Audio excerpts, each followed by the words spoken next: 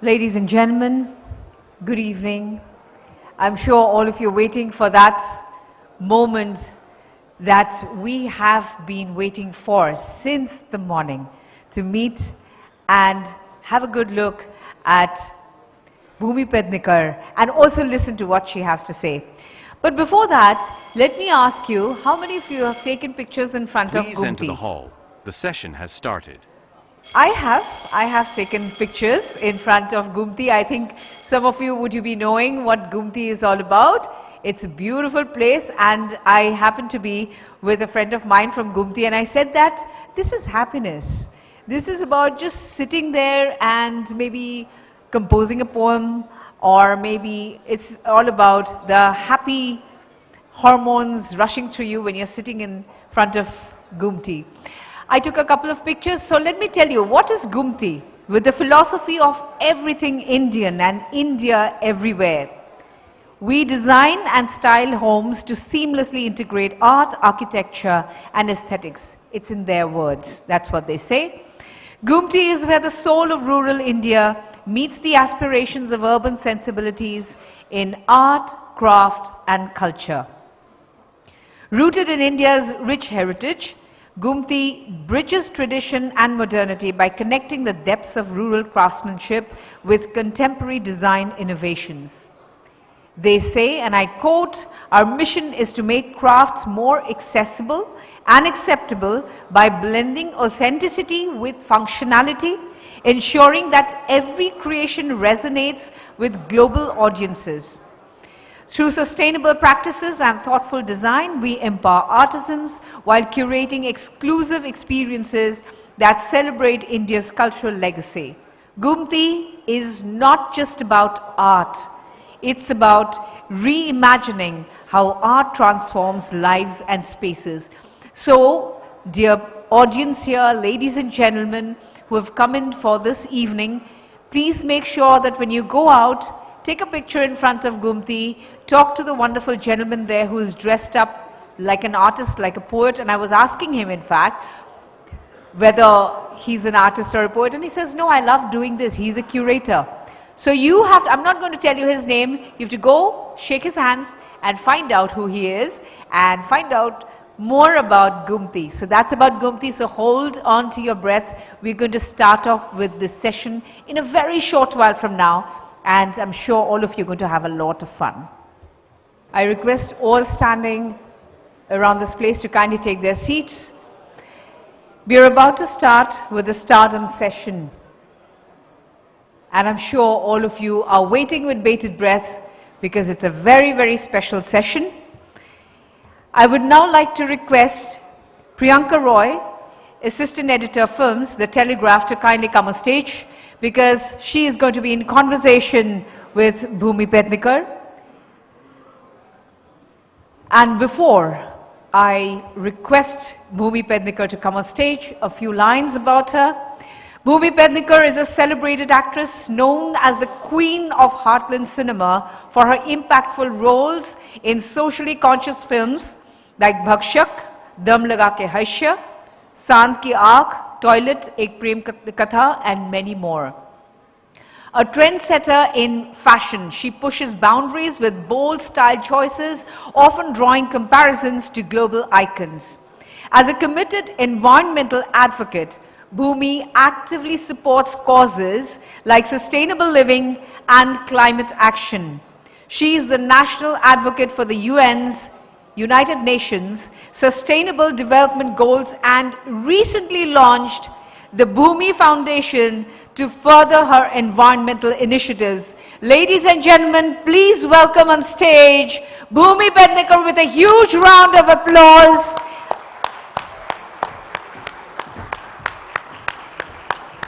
A very warm welcome to you, and I will request Priyanka Roy to also take her seat.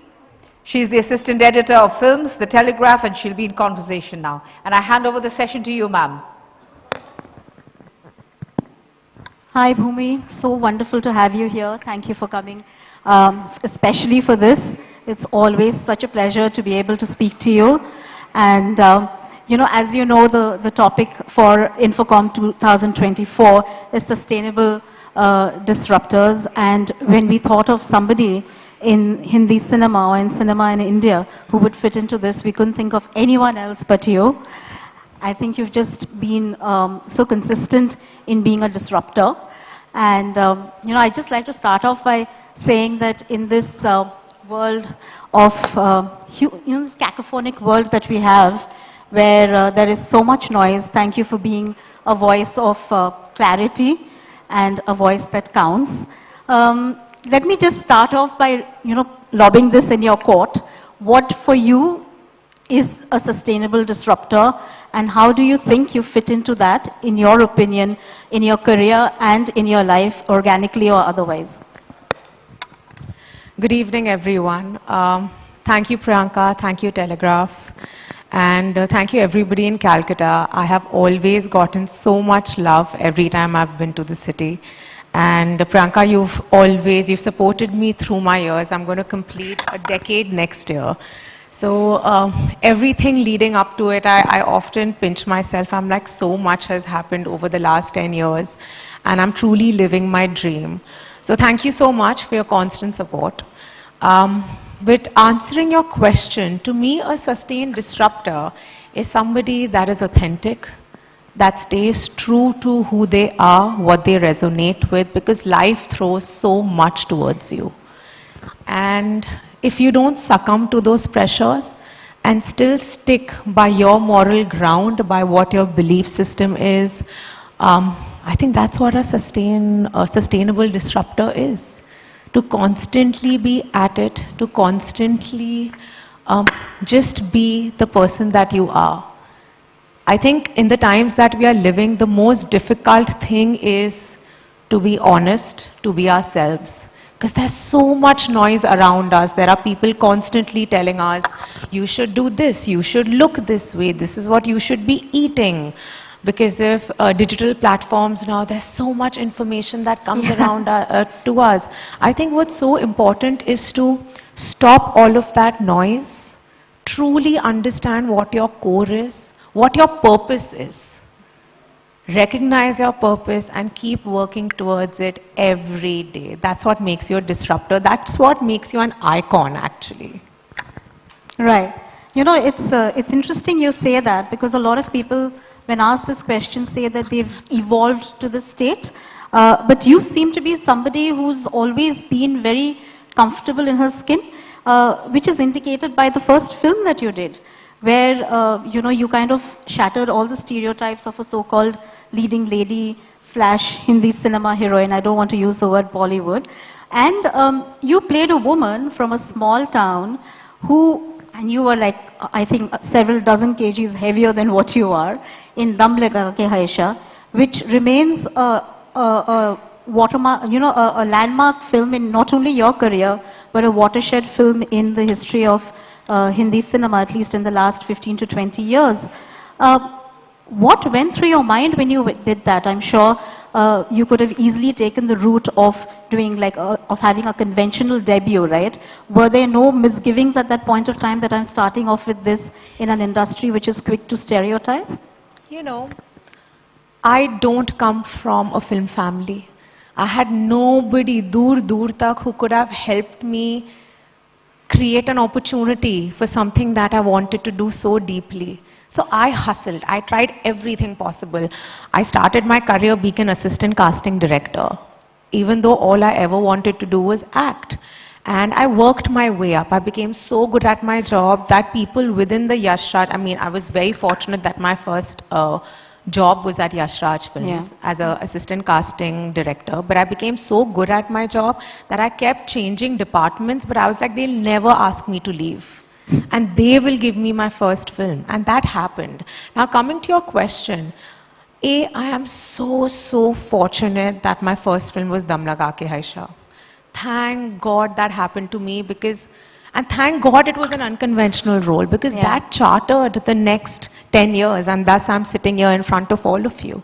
Had my film had that role not been so special, had it not been something that truly questioned the status quo, I think my choices would have not made me as excited or would not have been as exciting, and I would not have pushed myself the way I have through the years. But coming back to your question, why Dum Laga Ke Haisha? Because I didn't have a choice. Destiny gave me that film. I did not have a choice that, okay, you know, wow, now you want to be an actor, these are your films, who's the director you want to work with, none of that. I was in a place at a point where this beautiful script was being made, and they thought, because they'd heard me conduct audition over years, right? So they were like, okay, we think she can act, but does she want to act? Because I never told anybody I want to be an actor. I was an AD in that system. I was an assistant director in that system. And they asked me, and I was like, hell yeah, whatever you need to do, I'll do, because it's a dream. How many people get an opportunity like that? Correct. Yeah. So I wasn't thinking about gaining weight, losing weight, nothing. I said, picture करने को मिल रही है मुझे. Yashraj films की picture, मैं heroine बन जाऊंगी Yashraj films में. मेरे लिए उससे कोई बड़ी बात ही नहीं थी. It doesn't happen. A regular girl from a regular household where everybody have lawyers and doctors and engineers, and all my parents ever wanted was that I take a traditional education path. And then this googly happened, and I got this opportunity because for many years I couldn't really tell anybody in my family what my plan was, because people, they would laugh at me. Sure, you'll get a film because you're working there as an AD. Where does that happen? That doesn't happen. Yeah. But destiny. I really, really, really thank God, because I think I was just at the right place at the right time. Yeah, that's, you know, that is what my next question was, that, you know, did playing this character and the kind of love that came for it and for that film, obviously it gave you a lot of confidence, but it also gave you, you know, the path that, did you decide at that point of time that the off the beaten track is what you want to be doing? And how much did the choices that come your way after Dum Laga Ke Haisha, how did that promote, you know, kind of support that? So even when I was a film student, or the kind of cinema that I enjoyed, which I realized as I started adulting, were films that had some meaning attached to them. Again, I was really lucky that my first film was extremely performance-backed, content-backed, and then I realized that this is my path. And I also wanted to maximize that opportunity and create a space for myself where I was irreplaceable. I wanted to create a niche so strong that they'll be like, nahi yaar, agar aisi film hai, if there's a performance, if there's a promise for a performance in a film, they would take me. And that's all I tried. So, and again, I can't dismiss the fact that after my first film, I had phenomenal opportunities that came my way. Right from Toilet Ek Prem Katha as my second film, it's a dream with Akshay Kumar, a film that is so impact driven, you know, where the girl has such strong agency.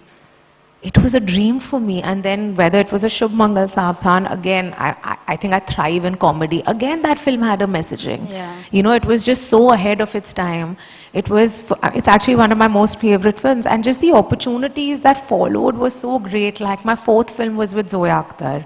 I got an opportunity to work with Abhishek Chaubey. These are hardcore filmmakers. And I don't know, you know, I keep going back into time and I'm like, what happened? Why did I get these chances? You know what? But I don't have an answer. Never question it. Just go with it. You're right. Yeah. But then, has anyone ever told you that you're irreplaceable for a particular role? Well, my last film, Bhakshak, was specially written for me. And I remember my director, Pulkit, came to me and he's like, look, मैंने आपके लिए कहानी लिखी है, मुझे नहीं लगता ये फिल्म आपके अलावा कोई भी कर सकता है, मुझे नहीं लगता मेरी वैशाली आपके अलावा और कोई भी हो सकती है. And I turned around to him and I was like, but you know, I have done Heartland cinema. Most of my characters, I'm very proud that most of my characters are set in Heartland cinema. And I was like, don't you want to explore this with some other actor that probably hasn't done it? He's like, no, because I truly feel that this part needs a certain honesty and realism and performance, which I think you can lend to the film. And I think for an actor, there's nothing more motivating and encouraging than that. That's a huge compliment. Absolutely. And just to know that, okay, there are filmmakers that trust me enough to even carry something that Bhakshak is a very sensitive film. It's so sensitive. All I ever wanted to do was protect the film, right? Because of the theme of what the film stood for. And if the producers were Red Chillies, and I remember when I finished shooting the film, Shah Rukh sir called me and we had like the most wonderful 15-minute conversation because he had also seen rushes of the film. And I was like, see, this is why I became an actor. Yeah. Because I want appreciation, I want love, because that keeps me motivated. That I'm like, okay, let's keep going. It's not easy to make certain choices, but then but then you pick those films, and then when you get love for them, it's like, okay, I know what I'm doing is right. Right. It's interesting that, of course, it's been a mixture of luck, hard work, the right choices that came to you at the right time. But being an actor is also, you're dependent on a lot of other things, right? In terms of those choices coming to you. How did you kind of, maneuver your way through this, where I'm sure you must have got a lot of the run-of-the-mill choices also, run-of-the-mill roles. How did you, organically or even by design decide that these are going to be disruptors for you? I feel like for any individual, especially if you're in the performing arts, you should only take up material that you have conviction in. Had I had conviction in those parts that maybe are a little more generic in their tone, I would have done them, but I never had. So I did know that I'll be extremely bad in them. So I just started saying no, for various reasons. And I've said this time and again on various public platforms that the word no has a lot of power. And often women don't know how to use it. We don't know how to exercise it because we feel so burdened about refusing something, because we are constantly taught that, oh, there are only those many opportunities, and if you say, no, we will get somebody better, I'm sure you might, because I think everybody that I share this time, all my colleagues, they are wonderful women. I'm sure you will, but we are constantly conditioned, right, कि, हम आप पे एहसान कर रहे कि आपके पास ये रोल आ रहा है, but मेरा मन नहीं है, तो आप रखो. But it's not always easy to say no, is it? I mean, do you have to, you've evolved to a certain place to be able to say no, right? Absolutely. It's not like I have been in this position. It's taken me years of learning and unlearning and understanding what my value or worth is. And especially when a film doesn't work. Because I would say most part of my journey as an actor, I only saw success. But then when that failure hits you, you don't know what has hit you, and nobody prepares you for it. Because again, when you don't come from an ecosystem that has generationally seen this, there's nobody telling you that, listen, there'll also be a time when a film might not work, and that's a bloody lonely journey. Failure is so lonely, but as actors, I feel we all are so resilient. We always are up from the ashes. We know how to collect ourselves. But yeah, there's a lot of internal dialogue and debate about me. I'm like, okay, now this film has come. On 100% it might work. At least that's what everybody tells you, right? Like, it's just like, it's this magnanimous film that comes. And I'm like, okay, but I only have like 4 scenes and maybe like 2 songs. Should I do it? And see, the problem is not 4 scenes. The problem is, what am I doing in those 4 scenes? I have done in Son Chidiya, I don't enter the film till the 40th minute. I won every award that year for that film. So it's not about the duration that you're in the film or the project. It is about how meaty that part is. Does it excite me enough to do it? But then I'm like, no, because I've done a couple of projects where I succumbed to the pressure, but I was so unhappy doing them, I said, no, it's not fair that I come onto a set where I'm not 100%, and it's not fair on the makers or my co-actors or me. It really would affect my mental health. I would be like so Just, yeah, because I love acting. This is what I do. I love being on a film set. I thrive on a film set. You should see me. I'm up at 4:30 on a shoot day, ready to go. I love it. So I only want to do films and I only want to do work where I feel energized. Okay, that's very nice to hear. I mean, 10 years down the line to have that kind of, that zeal to get up every morning and do, not many people can say that. Priyanka, you're going to see the same energy 30 years later when you call me on this platform, and I'm sure you will. You're going to see the same energy. I promise you that. I'm very, very sure about that. Okay, it's interesting you mentioned about the fact that you could have 4 scenes, but those 4 scenes should have meat and merit. And I was just thinking about a film that you did called Bala, which may not have had that many scenes, but people remember you a lot from that film. Although it was the protagonist was Ayushman, who had that whole alopecia problem. There was Yami, and then there was you, who also had this thing. But would that be would you count that role also as being hugely disruptive in your career? 100%. I think there was so much conversation that film started, and it wasn't just my character, also the representation that Ayushman had, or even Yami had, right? Because often, and I really, really thoroughly enjoyed her in the film. I remember after watching it, I was like, this is by far one of your finest work, because it's so tough playing, because she represented how the society sees a quintessential pretty girl. Right. Because the moment you have conventional beauty, suddenly there are a lot of attributes that are taken away from you, right? Your intelligence is questioned, your drive is questioned, your ambitions are questioned, and I felt like Amar Kaushik, the director, had such a beautiful take on that character as well, because she is one of my most favorite parts in the film. That's why I'm just digressing and speaking about her. Because I just feel like by the end of it, we all have the right to live the lives that we want. So if she wanted a partner that was different, it's her choice. Yeah. And who are we to judge? Because the film was all about judgment and liberation. But I think Bala definitely was a disruptor. Sand Ki Aankh. Of course. Yeah, I was coming to that. Yeah. Okay, then I'll let you take that question. No, before that I was going to, in fact, Sand Ki Aankh also fits into that, because you mentioned about playing women. A lot of women based out of the heartland of India, small towns, as we mentioned. And do you think that it's reductive to kind of, bring it down to saying that Bhumi has played a lot of characters of strong women with a very strong moral fiber belonging to small towns? Because I think even though the setting may have been more or less the same, the characters were all different, right? Absolutely. And thank you so much for making that comment.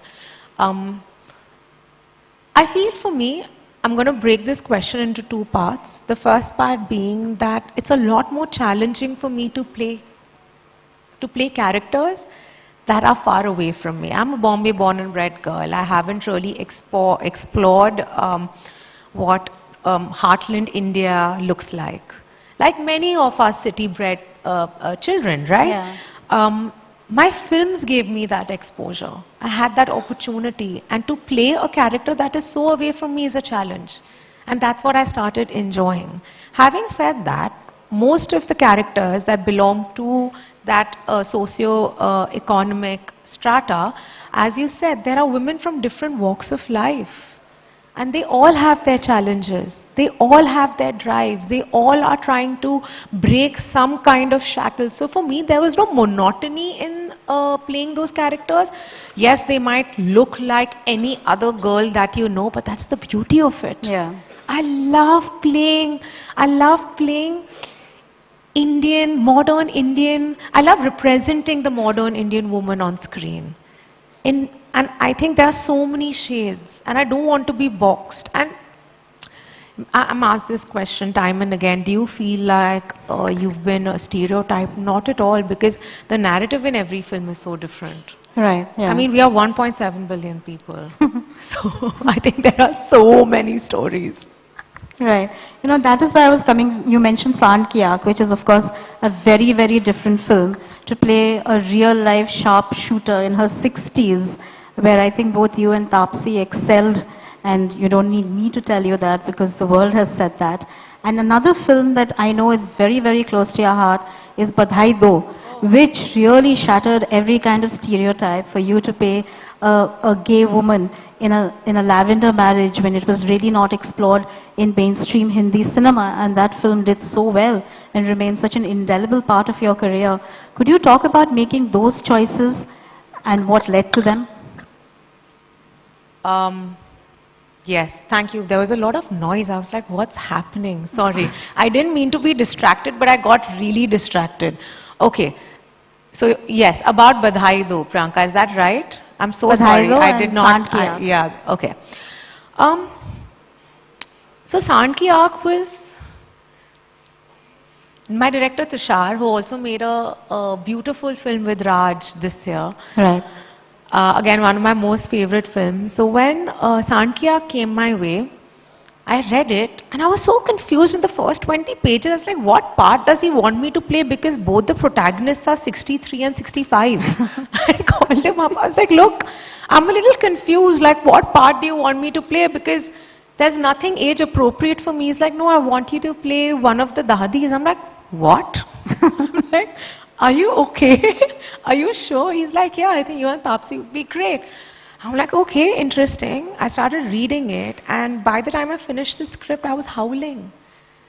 So for me, I still get goosebumps. My mother's from Haryana. I have seen that world closely. I could never speak the language, but for me, Sand Ki Aankh was an ode to my grandmother.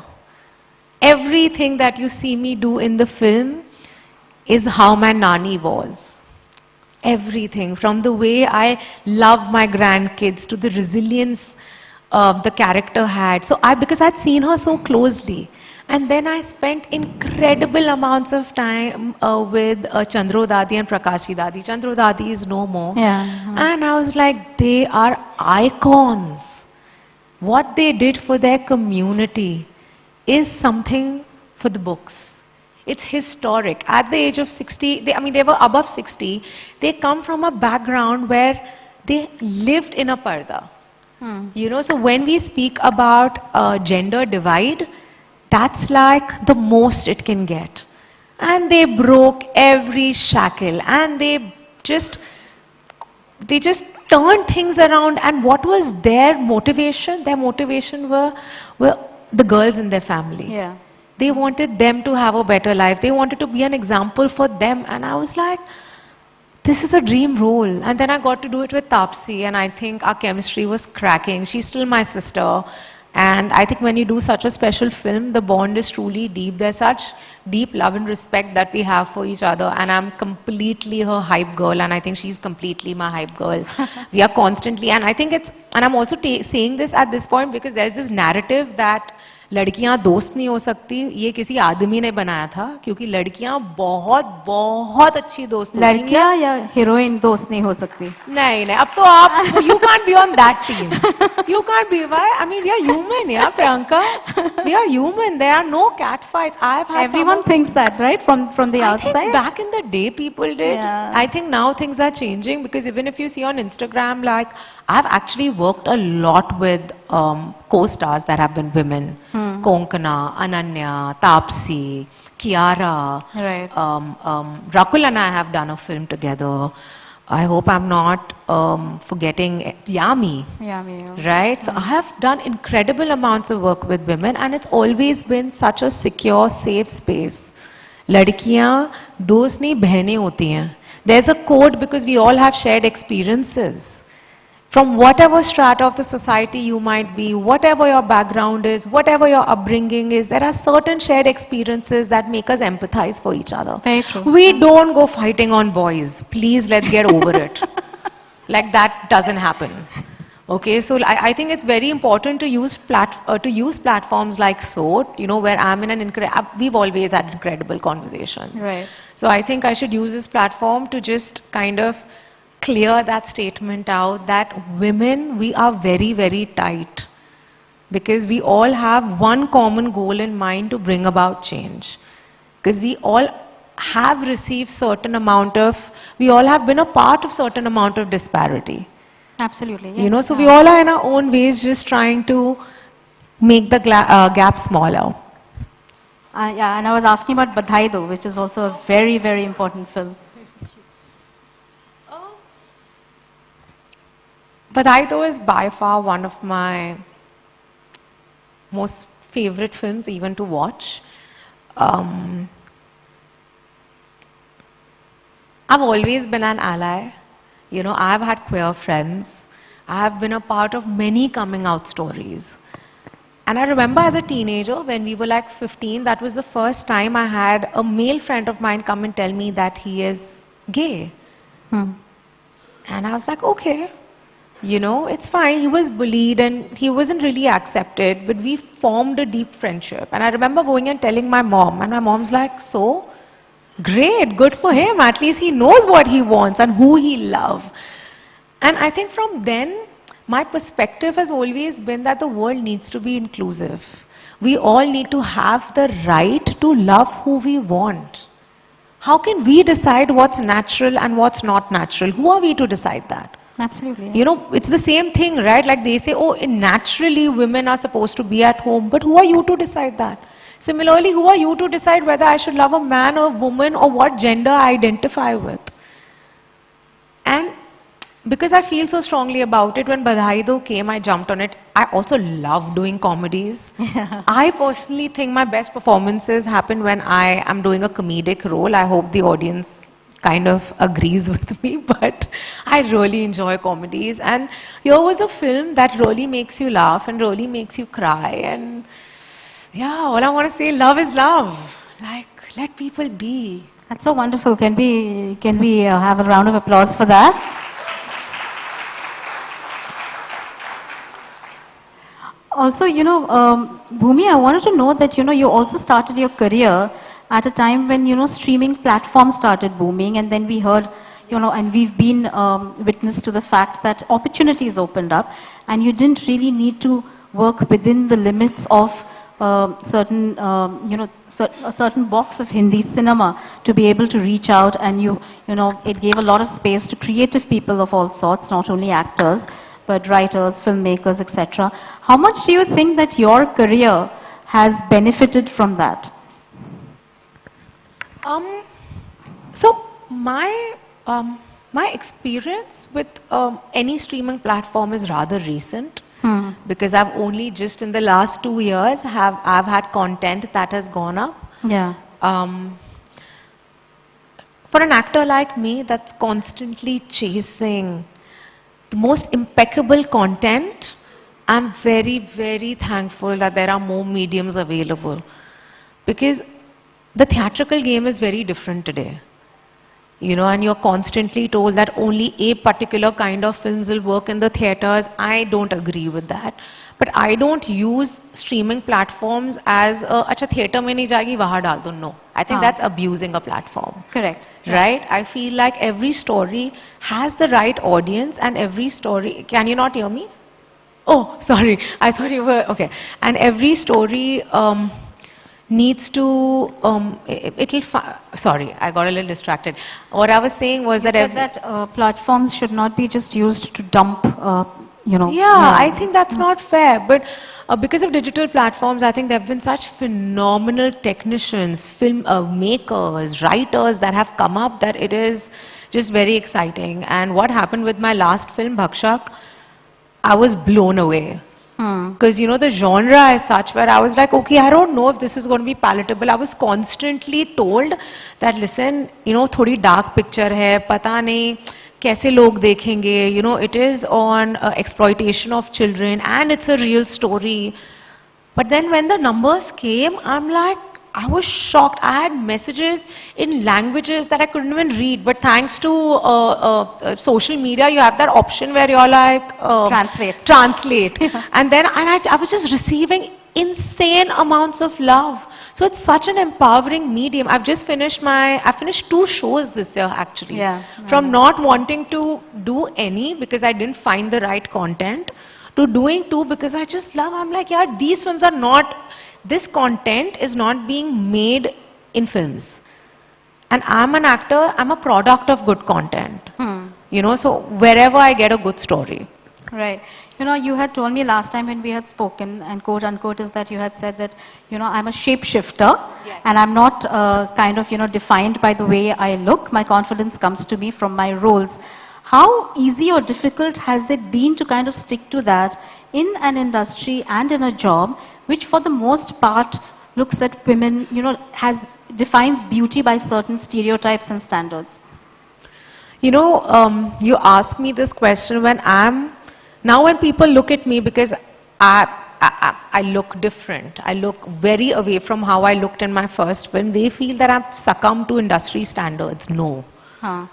This is how I am today. Tomorrow if a filmmaker comes and he's like, okay, you know, Bhumi, will you like look physically different because the film requires you to? 100%. I did this for a part. I mean, Royals, the first announcement for Royals is already out. And I was like, okay, you know, is taraf bhi jaake dekhte hai, kaisa lagta hai. So that's just something I personally enjoy. But having said that, as I'm growing older, a woman's body is very complex. What I've learned is I need to also stop abusing my body. My craft, absolutely. I will do whatever it takes, but I'm also human by the end of it.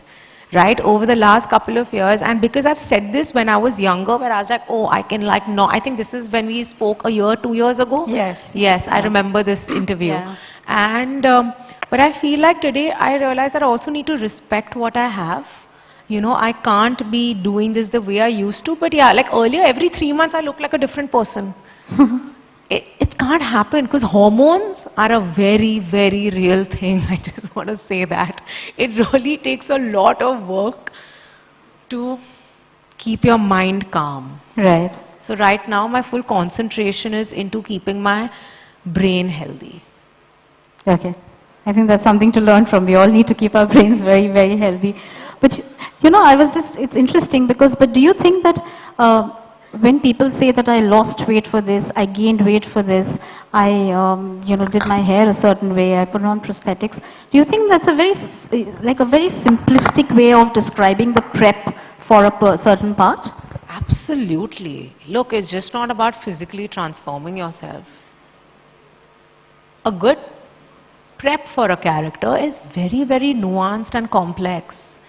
Just physically looking different does not cut it. There is a lot that goes into it. So it goes from diction to actually thinking the way the character thinks. And it's not like, you should not make it your crutch that, oh, I look different, this means I've put in a lot of effort and that's it. Like, you see many a times, and not just in India, globally, that an actor's six packs are spoken about like what has happened. 100 marks for the effort. Absolutely. It takes so much work to look like that and maintain it. And I feel for boys, it's a lot tougher. They constantly need to be muscular and veins popping and I don't know what not. And I'm like, it must be tough. But then when we appreciate their craft, that can't be the first thing you can be commenting on. You know, I'm sure even them as actors feel the same. Yeah. You know, like comment on something else. How did you like my work? How did you like my performance? Do you think I was convincing? Did I look the part? I think that's what it needs to be. Absolutely. You know, also another part of your personality, of your persona, is as a climate change warrior, which also kind of fits in so well with the theme that we have.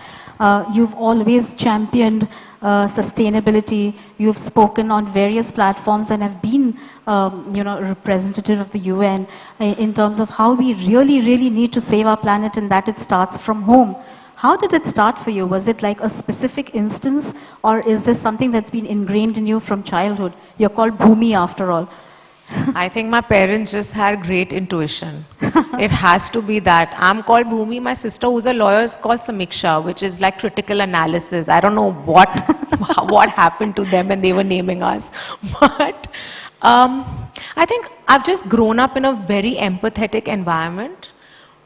We were constantly taught to give back. I've seen my parents do that since I was very young. So I think it inherently got passed on to me. But my passion for the environment, it happened when I was in school. It started with fear, which I now realize that I had climate anxiety, which is a very real thing. We'll be surprised how many young adults deal with climate anxiety every day, because we are constantly taught that, okay, you know, the climate is changing, the earth is heating up, and they are actually dealing with those repercussions, right? Like, see what happened in our capital. Schools were shut down. That's not okay. Right to clean air is our basic right. How are we taking that away? Good nutrition. We don't have good nutrition in our food. So the world that I grew up in is not the world that my children are going to grow up in, and that's what I'm fighting for. My fight started because I was like, okay, if I truly love my family and if I truly, in the truest way, want to protect them, there is something very large that is happening. Climate change isn't something that's meant for like, you know, fictional stories that you see on screen, apocalyptic world. No, all this is real. I recently in Himachal, there were like massive forest fires. That looks like an apocalyptic world. There are floods, like unseasonal, torrential rain, you know, crops getting destroyed. So we are really abusing our planet, and absolutely on a policy level, a lot needs to happen, but we can't just put everything onto the government. What are we doing on a personal level? Are we even doing something as simple as segregating our garbage at home? We are not even doing that. No. And then we complain, oh my God, like there are landfills that are as high as, I don't know, kitne feet, as tall as a 10-floored building. Arey, but that's our kachra na that we've generated. What are you doing about it? So we also need strong practices where we as individuals are concerned, and that's why I'm constantly talking about it at every platform, that we all need to understand that this is the largest threat that humanity is dealing with. You've seen a massive shift where consumer behavior is concerned. Yes, of course. You've seen massive conglomerates are today going towards sustainable practices. Why? Because by the end of it, we all need to survive. It's become a question of that now. Just okay, you know, but how do you kind of, you know, when you can, how does sustainability form a part of your daily life? What are the small things or the big things that you do? So I can give a couple of tips. I try my level best. I would say at least 99% of the times I don't use, for example, single-use plastic. I don't use plastic bottles. A, they are very bad for your health. Okay, secondly, they are very bad for the planet. And you know, it really makes me uncomfortable when I see little children. Now look, this also comes from a place of privilege because I have this information and I have an option, right? But even people that are at a place of privilege, we give our children pani plastic, say, I mean, you know, I get it. And the thing is that the receiving, unfortunately, the way the world works, that the vulnerable communities are the first ones to get affected by our abuse. Right? So anyway, so I have ditched single-use plastic as much as I can. If I get packages, if I have anything that comes at home, we send it for recycling. Today in India, we have, especially in the cities, there's a very strong waste management recycling facility that has been put up. So all you have to do is literally like Google, where can I send my plastic to get recycled? And there are people who come home and they pick it up. It's as easy as that. It's genuinely, I mean, look, the idea is about having that thought, about having intention, about caring. So the moment you have intent, you'll find ways of making it happen. If I want to go on a holiday, don't I figure out my entire itinerary? Yeah. Then why can't I do this? It's just being conscious about your consumption. It is a fact that every time we buy a t-shirt, there are hundreds of liters of water that go into it. Reuse, recycle, upcycle, be proud of re-wearing clothes.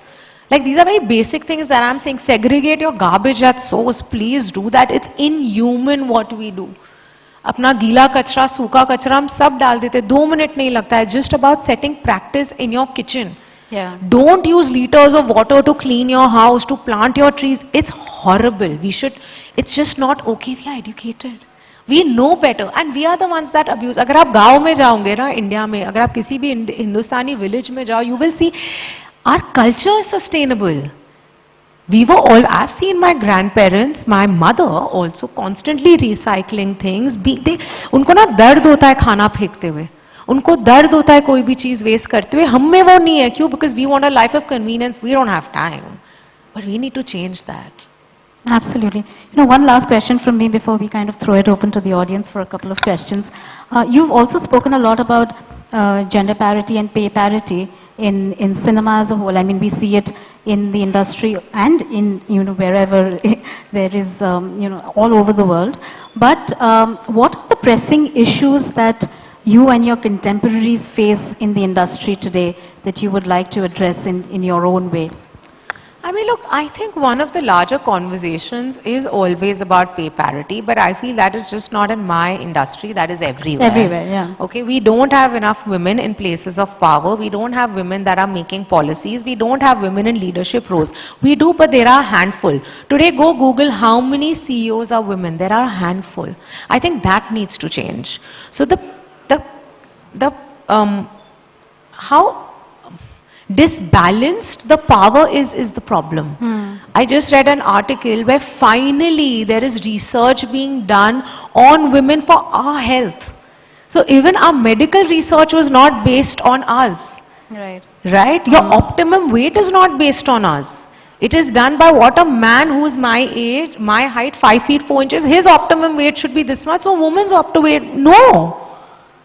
So let's just start with that, right? Because I strongly feel that the films, we are fairly democratic. Are there antisocial elements? 100%, like any other industry. But if you're on a film set, you will see a certain parity between men and women. And it really excites me. Like my last project, the producer was my producers were women. The DOP was a woman. The director was a woman. I who was leading the show was a woman, and it was just beautiful. I love working with women. Right. Okay. Now does anybody have a question that they would ask Bhumi? Is there a mic going around? Anyone? Is there a mic going around?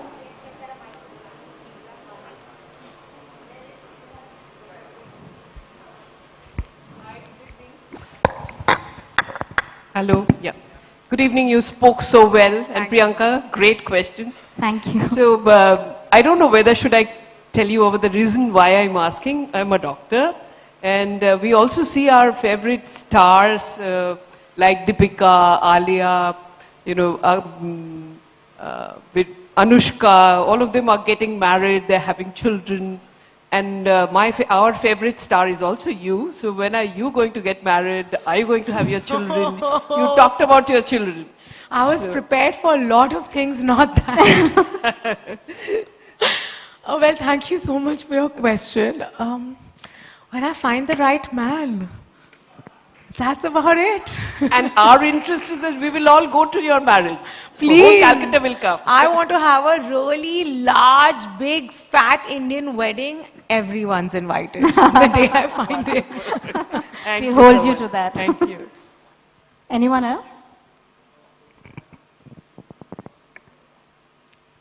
Someone in the back there. Please pass the mic there. Hello, Bhumiji. Namaste. I'm from Nepal. So I have a question, like you are being a role model, right, as a woman. So how do you plan to, because women are always inspired being a role model, like I can be a role model or you can be a role model. So how you plan to be a role model as a woman, and how do you plan to inspire a woman to be like you, to think about like the society, the CSR activities? How do you plan to be inspiring mentorship? Thank you so much for your question.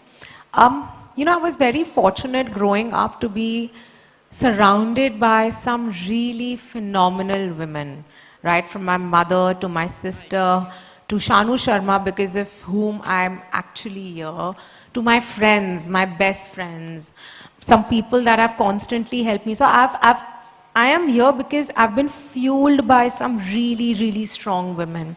And I want to be that same energy into anybody else's life. Right. I have grown up, I've had role models growing up. And I have seen their life and I'm like, okay, see the dignity, the respect, the ambition that this girl has. And I resonated with it.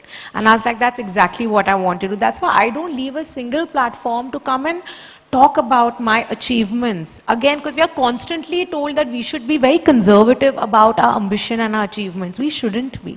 You should celebrate every win of yours. Because that's how you will become a role model. Even if it's like winning a race in college. I don't know, celebrate it, talk about it, so that the other girls, they're like, oh, okay, let me also give it a chance, let me go run. That's the only way you can do it. Thank you. I think we have time for one last question if anyone wants to ask. Hello Bhumi ma'am, myself Pratim. Actually you have done a film with Kartik Gadani, Pati Patni aur Wo. So how is your experience working with Kartik in that film? Seems to be a Kartik Aryan fan. आप उनके fan हो? आपकी fan हूँ. Yeah, him and I are also very good friends, and Pati Patni was such a fun, joyous film to do, and he's just so good in this space. He enjoys himself so much, and I think he is again a completely self-made star. I think it's so incredible what he's achieved in life. I have such respect for his journey and what he's done, and who knows, there might be another part. Yeah. Yes ma'am, waiting for the sequel. Hello. Okay. It One was last question, please. It was a fantastic presentation, and my name is Dr. Raj Ray. I'm from San Francisco, California, and Austin, Texas. Although I have been living in the US for 25 years, I have been following your movies, and I was pleasantly surprised to see a movie like Dem Naga Ke Haisa. I must tell you that I was highly impressed by your performance. Thank you. And also other movies. I have a very interesting question. You have been doing fantastic job in sustainability and other related areas. Personally, I'm an entrepreneur in the domain of wellness and sustainable agriculture is something I'm working on. Congratulations, that's Yes. great. Sir. While I'm highly impressed and I do things, I am also another soldier in the same war that you are a part of. Some of your colleagues are promoting Bolo Zuba Kesri, which is basically a tobacco gutkha product. Bolo Zuba Kesri, Ajay Devgan, Shah Rukh Khan and other people, and that causes, my brother is a gynecological oncologist in the University of Mississippi, and we have been strongly promoting these things so that Ajay Devgan and other people, I don't want to use the word shameless, but something close to that, they are promoting that. Whole India, US and other people, many people are dying in cancer. You are doing a fantastic job to counter that nonsensical activity. What your opinions are? Thank you so much for being so, and I'm sorry if I'm being too honest, but that's what I'm proud of, my honesty. And again, thank you for doing a fantastic job. I hope most people in this room will agree with me. Thank you, ma'am. So all I can say is that I can only be responsible for my actions, and I really hope that my voice is strong enough that people can be positively impacted by everything that I do. I don't want to use this platform to comment on anybody else's journey because it's their choices. I actually lost my father to cancer, and my mother has been working in this space for many, many years, and it's an illness that can break a family. Yeah. But having said that, as I said, my only hope out of this conversation is that all the work that I have done, and the reason, and I say it in the most humble way, in the nicest way, I don't want to blow my trumpet, but I really feel that the only way positive conversation can go on is if you talk about it, right? And I just hope that from my films, all the work that I do on screen or off screen, that I can have a positive impact on people. It's each person's responsibility, right? I mean, in terms of what you can do and the choices that you make. And you've always made some exemplary choices in everything that you've done. Thank you so much for this, Bhumi. Thank you. Thank you very much, Bhumi Pednekar. Ladies and gentlemen, a huge round of applause for the gorgeous Bhumi Pednekar. Thank you very much for being you, being the gorgeous you, and being such a beautiful crusader. I would request Mr. Dhruva Mukherjee, CEO of the ABP Group, to kindly come forward and present a precious memento, a plaque to Bhumi Pednekar.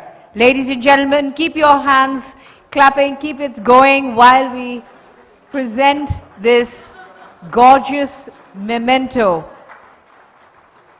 to the beautiful Bhumi Pednekar. Ladies and gentlemen, I will now request Mr. Prasenjit Mukherjee, the founder of Gumti, to kindly come forward. He will present an exquisite piece to Bhumi Pednekar.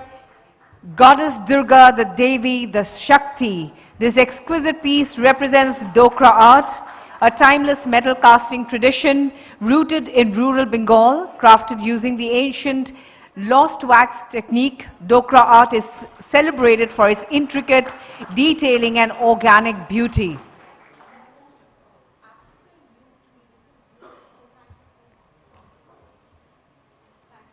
Thank you, Mr. Prasenjit. Thank you for that. And thank you, Bhumi Pednekar.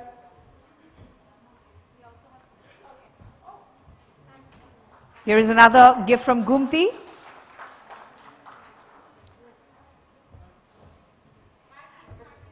And thank you, Priyanka Roy. She's the assistant editor of Films The Telegraph for running this conversation. Thank you very much, ma'am. Have a great night ahead. Thank you. Thank you. Thank you. And ladies and gentlemen, that brings us to the end of the first day of the conference of INFOCOM Calcutta 2024. I hope you enjoyed it. We will request all of you to please join us tomorrow at 9:30. We start off our first session at 9:45, and that is again another star-studded morning that we're going to have. So we request everyone to be here tomorrow. Enjoy your evening ahead. Have a great evening. Enjoy your dinner, and good night. Thank you.